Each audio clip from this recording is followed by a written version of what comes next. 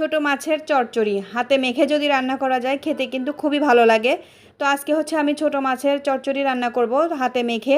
তো প্রথমে আমি একটা কড়াইয়ের ভিতরে পর্যাপ্ত পরিমাণে পেঁয়াজ দিয়ে দিয়েছি, তারপরে কাঁচামরিচ দিয়ে দিলাম। এখন হচ্ছে এর ভিতরে লবণ, মরিচের গুঁড়া, হলুদের গুঁড়া, ধনিয়ার গুঁড়া, জিরার গুঁড়া দিয়ে সাথে সামান্য পরিমাণে তেল দিয়ে ভালোভাবে চটকিয়ে নেব আর কি। আর এটা কিন্তু ভালোভাবে মাখতে হবে, ভালোভাবে হাতে না মাখলে আর কি খেতে কিন্তু ভালো লাগবে না। তো এই তো দেখতে পাচ্ছেন আমার শরীরে যতটুকু শক্তি ছিল আমি সবটুকু শক্তি দিয়ে কিন্তু একদম মাখিয়ে নিচ্ছি।